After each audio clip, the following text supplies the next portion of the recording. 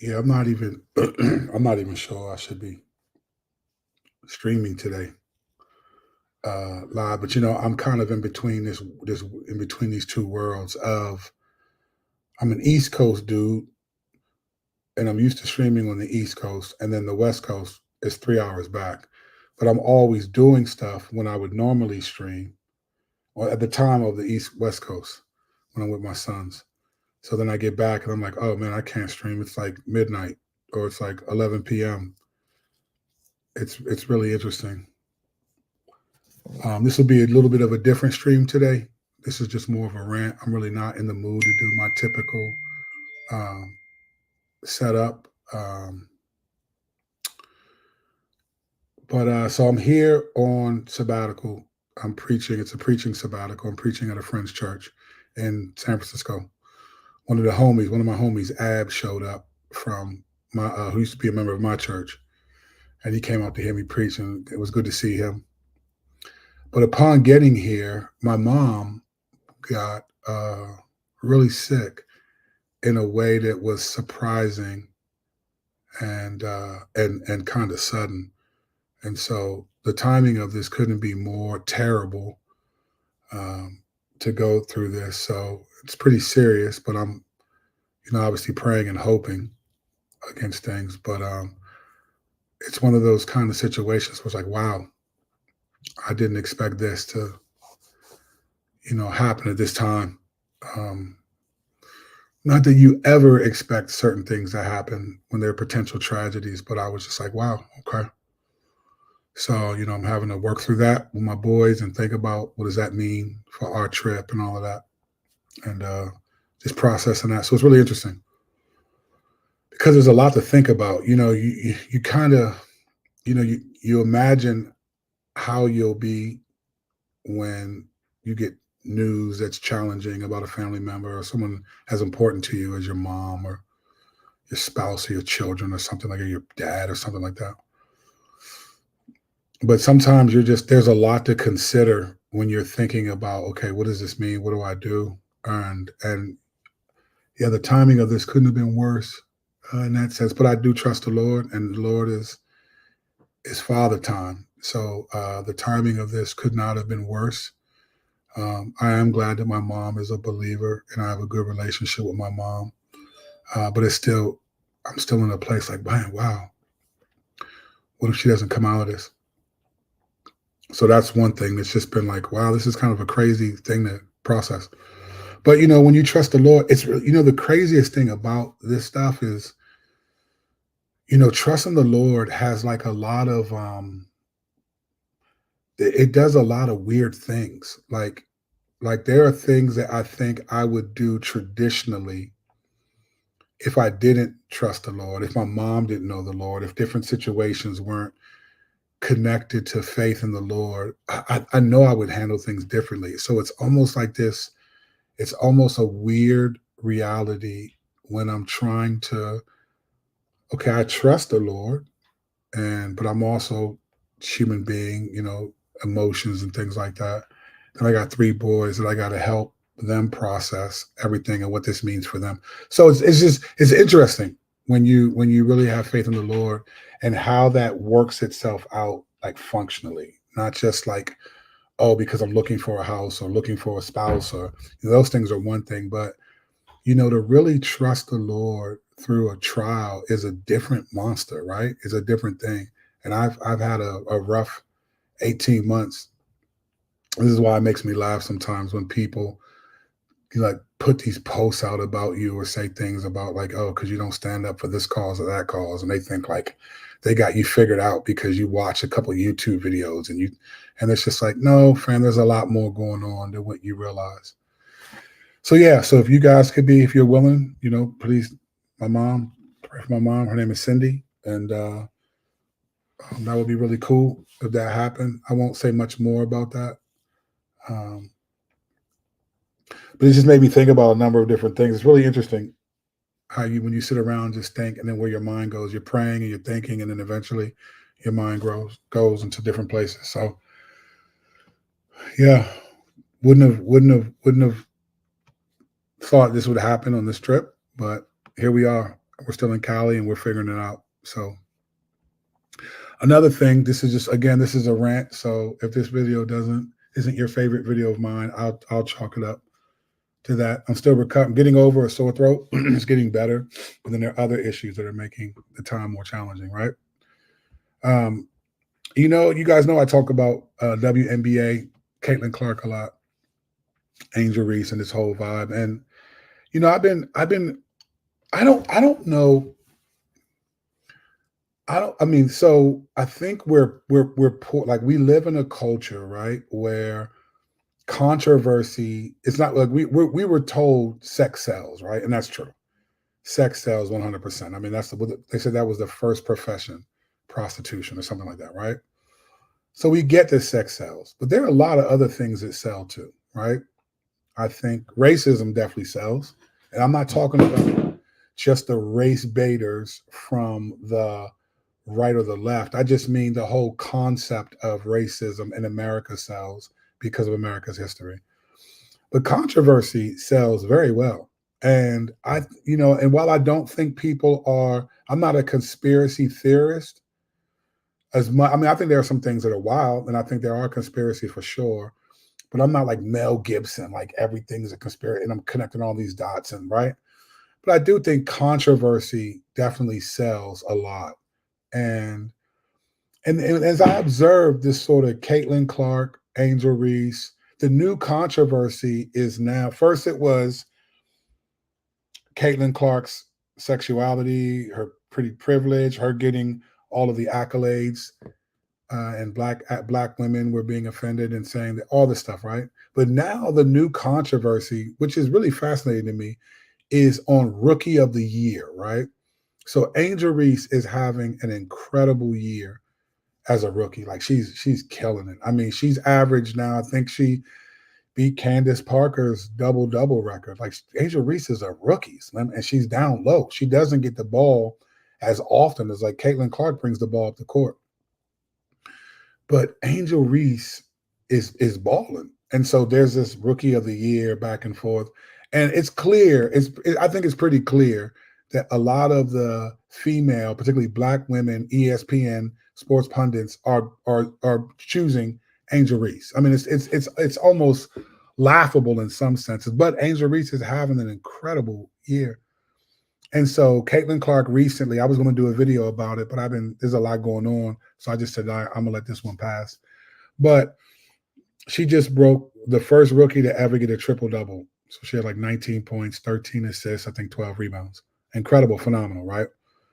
And so there's a lot of like every day, and this is maybe just on my YouTube feed, I see these Rookie of the Year debates. Who's the Rookie of the Year? And everyone's weighing in right now. And I had this thought. They're halfway through the season. Why is there all this talk about who's Rookie of the Year now? And it's like every game they're evaluating. Oh, it was Angel Reese, but now Caitlin Clark has her first triple double. Oh, but then Angel Reese breaks Candace Parker's double record. And it's all this back and forth, right? And I just thought, well, why does that matter right now? Like they still got weeks. They're going to take time off for the All-Star break, right? They're going to take time off for the Olympics. I think 3 weeks go by so the U.S. Olympics basketball team, the U.S. women's basketball team, can play and try to win another gold medal. So they got weeks for this. This is not going to be decided unless I'm wrong. Maybe I'm wrong. If I'm wrong, please tell me in the comment section if you know. Does Rookie of the Year happen mid-season or somewhere? I imagine that it happens at the end of the year, the end of the season. And every minute it's like, oh, it's supposed to be Caitlin Clark. Oh, it's Angel Reese there. And I just thought, wow, we're so wired for controversy. Like we love it. It's almost like they said misery loves company. You've heard that, right? So does controversy. Controversy loves company. It loves because it makes us step like, oh, what's going on? We want to, and my son in high school, I don't know if this would have happened back when I was in high school, if we would have had like cameras and stuff, like camera phones. But like my son is in high school. 2 of my sons are in high school. And if there's a fight in high school, it'll be like a mob of kids fighting, like 4 or 5 kids fighting each other. And everyone will have their cell phones out recording it. And I don't know, maybe I'm just old school, but I used to think like you don't want to be recorded doing that stuff. Like that's assault. Like you can get locked up for that.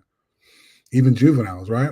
But they'll just record like everyone want the controversy and then they post it on their social media so that everyone is talking about it.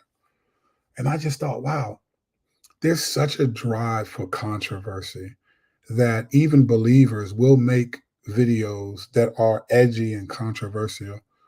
Not just our titles, but the actual tones and everything of our videos, because controversy sells. I think, it's interesting. I think controversy is a safer sell than sex. Like sex sells, of course, but like a lot of people, unless you're going to go on some exclusive, like a OnlyFans or some type of page, if you're going to be on YouTube, you're largely going to stay away from that because you don't want to be demonetized. You can't make money. So the thing that's better than sex that sells is controversy. It's like if I can think about controversy, if I can create controversy, or I can talk about something controversial, then people will, react. And it's really fascinating. And if you think about it, I don't know if you do this. If you're a believer, you should do this from time to time. It's called the discernment game, right? We used to play this years ago when I was like new believer. We would play the discernment game. And what it was we would like maybe watch a movie and then talk about like what were the biblical categories, biblical sins that we saw, like discernment game, right? And so if I were playing the discernment game right now, I would think, okay, what is controversy? What's the biblical way to describe controversy? Like, how do you think about controversy when you think like, okay, like, what's the term? Like nowadays, like, let me give you an example. Um, like years ago, when everyone would say like, you're gaslighting, right? Stop gaslighting me. Okay, what does gaslighting mean? What people say is you're trying to manipulate me, right? You're trying to lie to me. So the discernment game would be like, okay, gaslighting means to lie or to manipulate, or you try to think of the sin issue. And I was thinking, like, what is controversy? Like, what is the biblical way to describe what we would call controversy?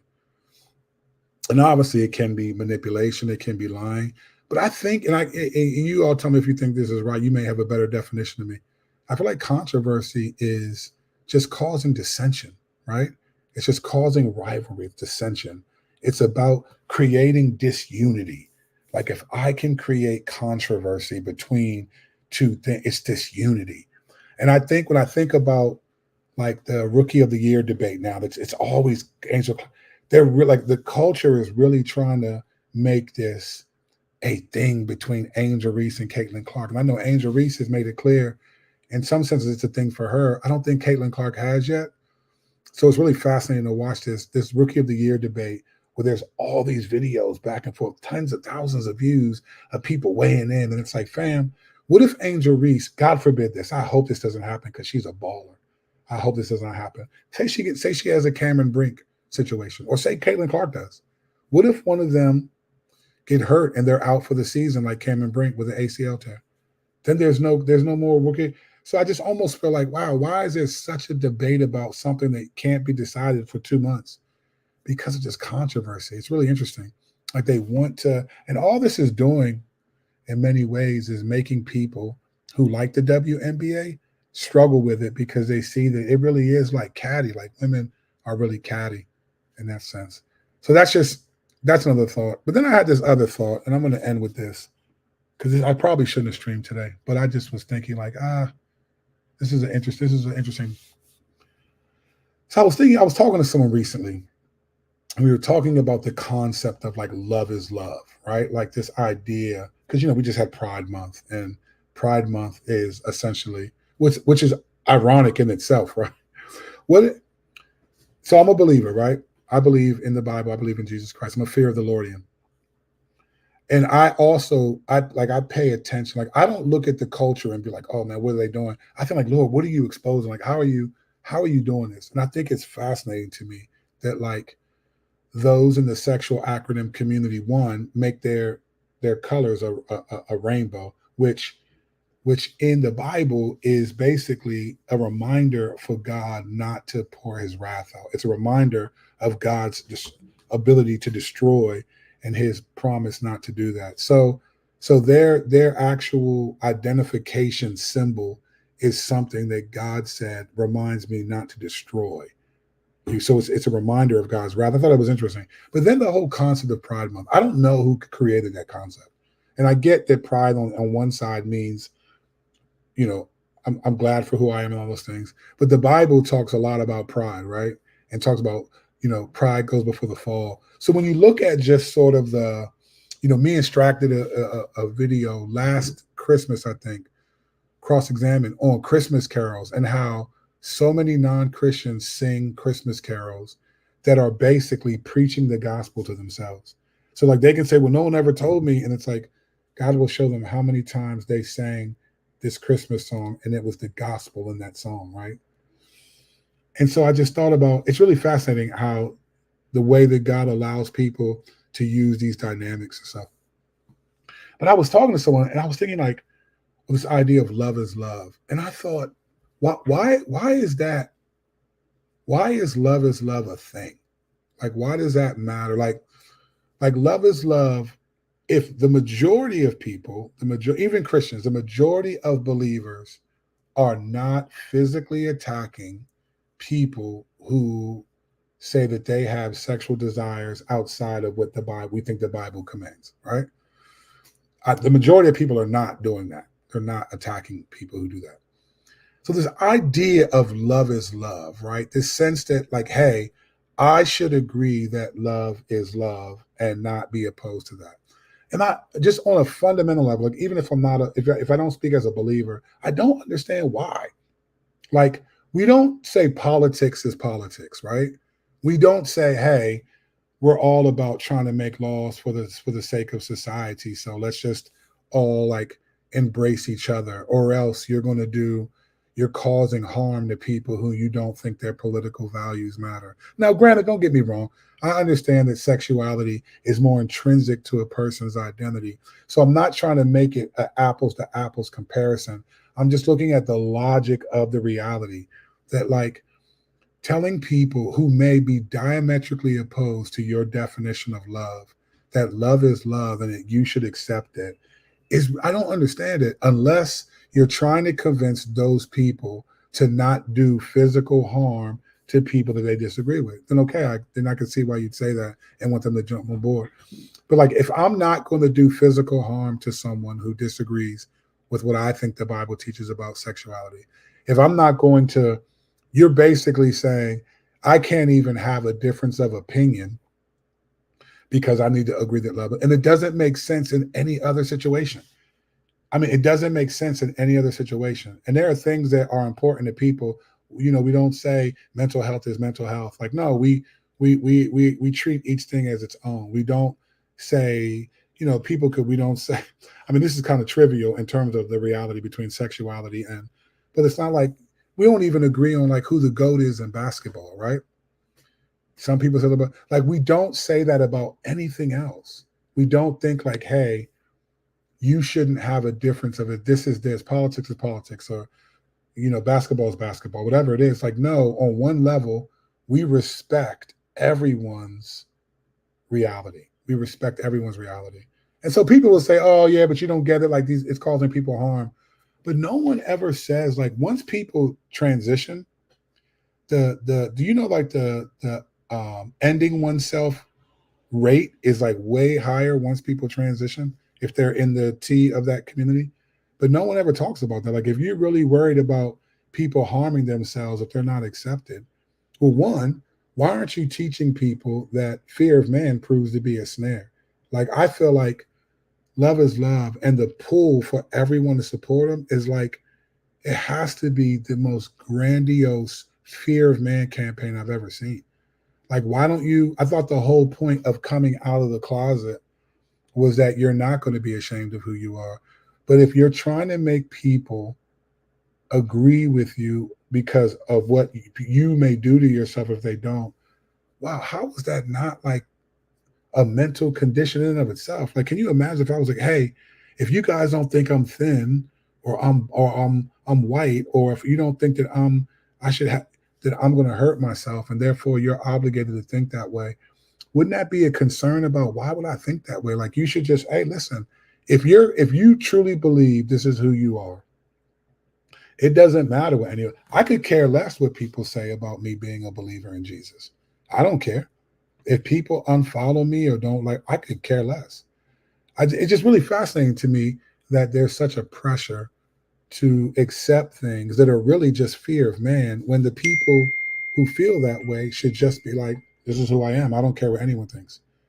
It's really interesting to me. I don't get it. I don't get it. But I'm in a weird mood today because of my mom and just stuff I'm thinking about. So I just wanted to post a video. I haven't done a video in a couple of days, and I was like, man, I'll mess around and be out and disappear for weeks, and they'd be like, hey, what happened to Kirk Kennedy?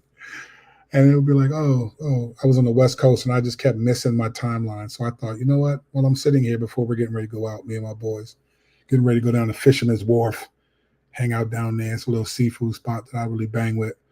Take them down. There's a little coin arcade, old school joint. I'm trying to sit down and play some Gallagher. I need to get some stuff off my mind.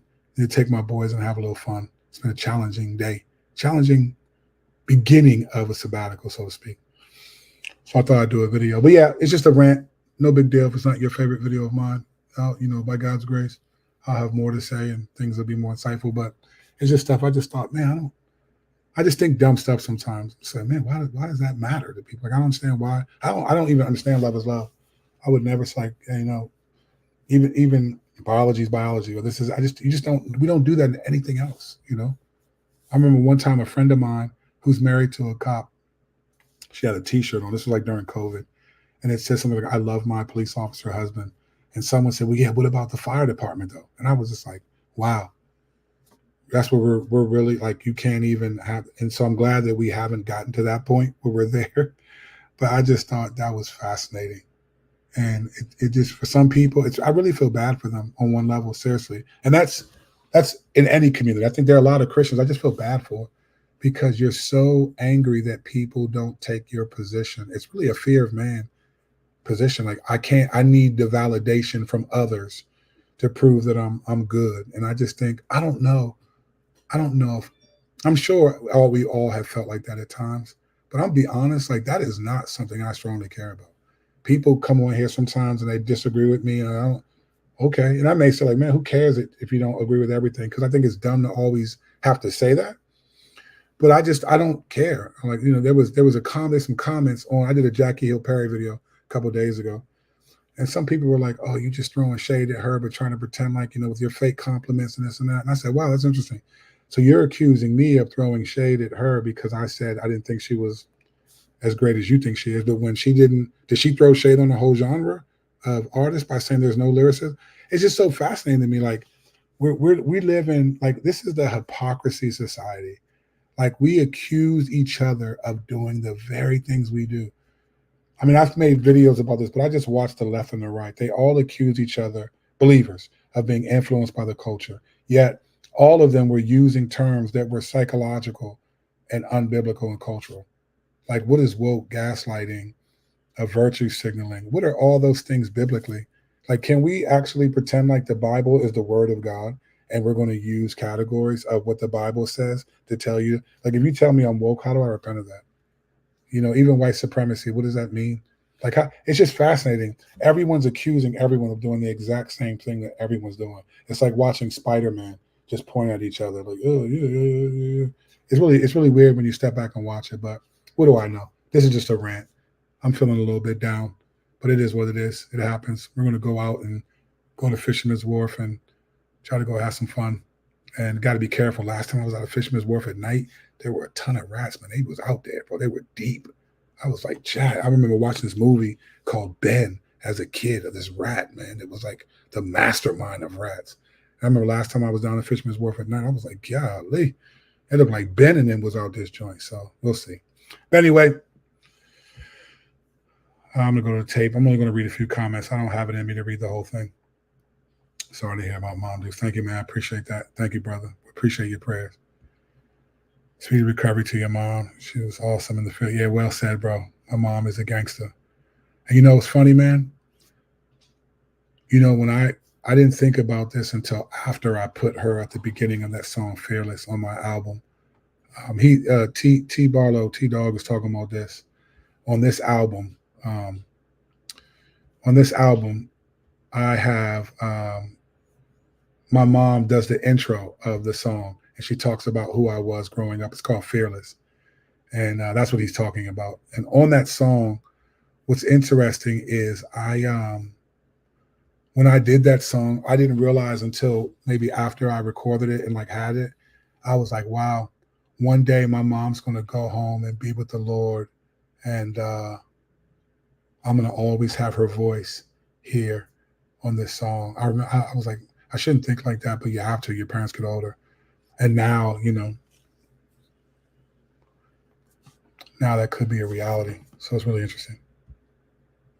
Praying for your mom and praying for your boys, Pastor. Thank you, Father, because is a member of my church, so she knows. So thank you. Prayers for your mom and your family. May the Lord be with you. Thank you, bro. I appreciate it.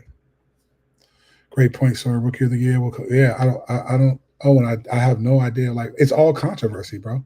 Like you don't make a decision on rookie of the year until it's over. I mean, God forbid, but these women could die in a plane crash. We don't. Then who's rookie of the year? All this arguing. It's like we have to. It's almost like we have to keep the WNBA storylines going, or else they'll lose interest or something. And I think there's a lot of good basketball just play. I just don't get it. I've never seen, and maybe I'm wrong. Maybe I just don't remember. I'm sure there are other people who have a better perspective than me that will remember this, but I don't remember hearing rookie of the year be such a big deal like so early in the season in other sports. So confusion is my discernment. Well, I hope not, Chris. That would confuse me actually. There's a lot of drama between Angel Reese and Caitlin Clark because of color of skin. This is sad because both of them are good. Yeah, but I don't think it's because of color of skin that comes from them. I think it's color of skin that culture has created. Because listen, America. Listen, racism sells, and when it's black versus white, that sells in America because of our history. Like I've said this before.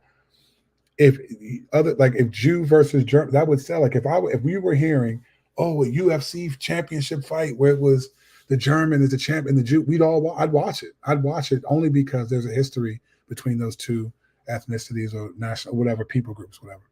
So that's it. Yeah, that is sad. Yeah, you commented twice. My bad. Caitlin will not create controversy. No, she doesn't. She doesn't seem to, bro. Unless she's just selling wolf tickets to us. She just doesn't seem like she cares about a lot of the stuff.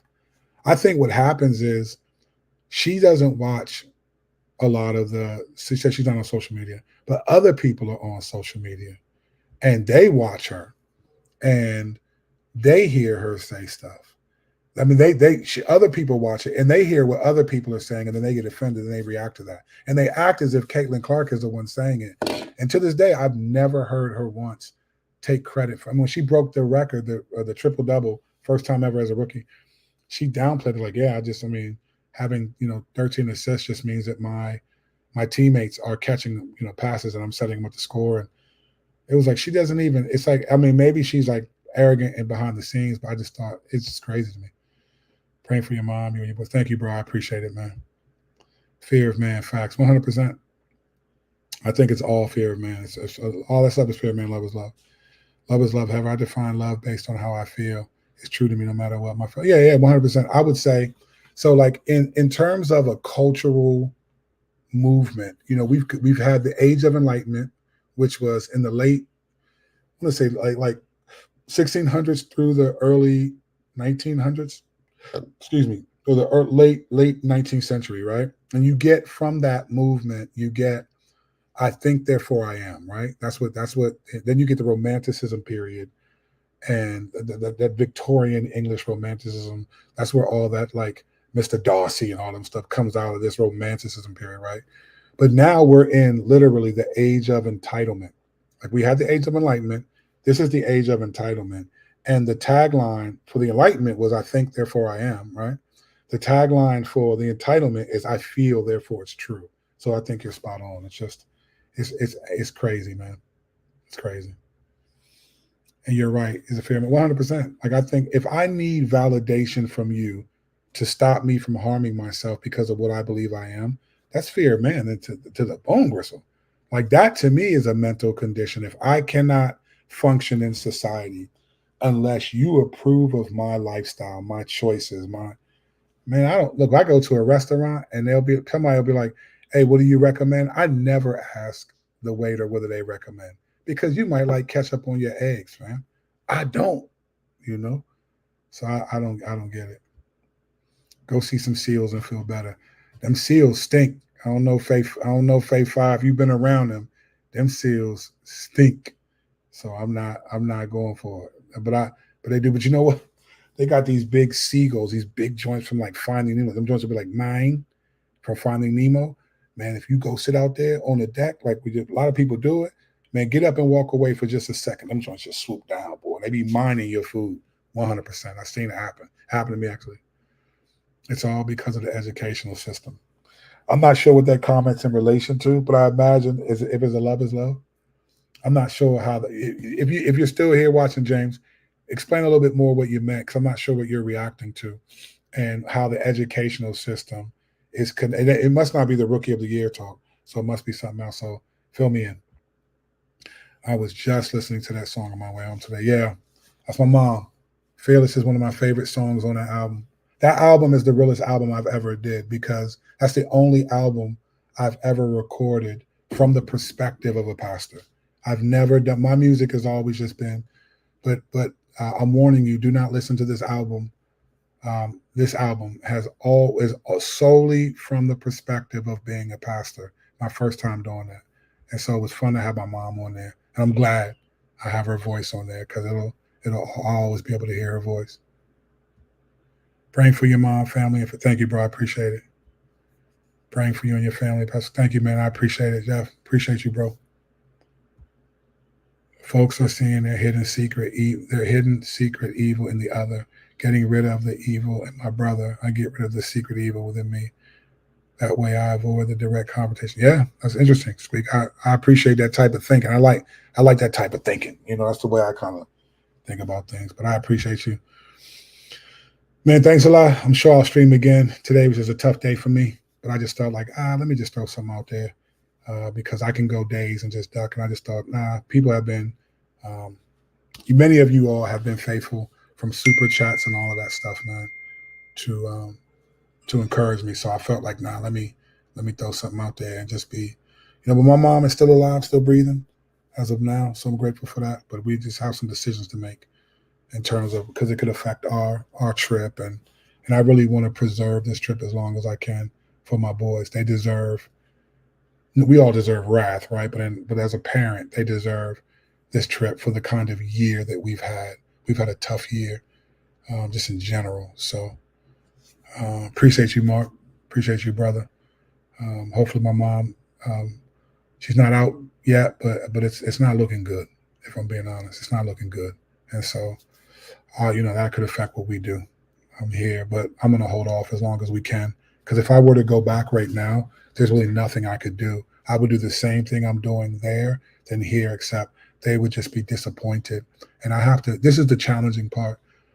I have to think about them like they're teenage boys and they're going to have to think about what impacts them and what's lasting for them. And my mom's a believer. I have a good relationship with my mom.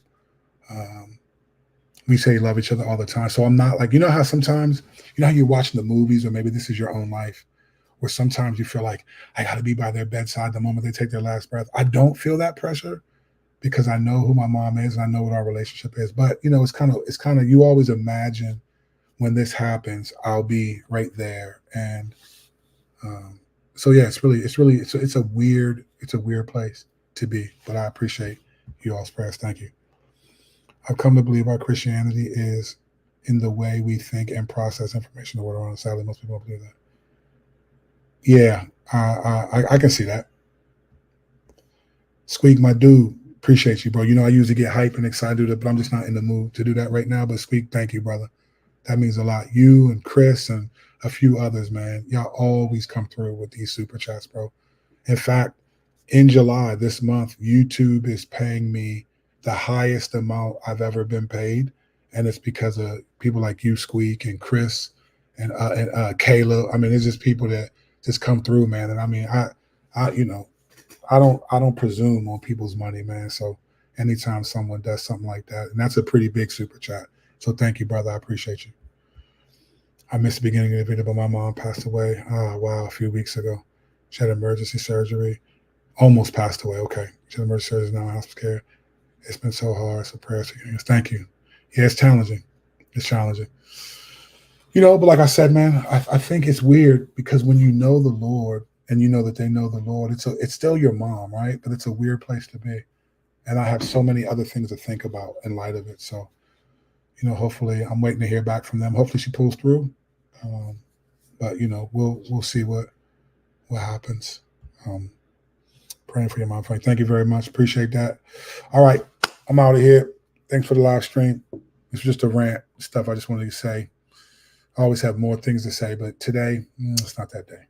All right, see you guys. Grace and peace.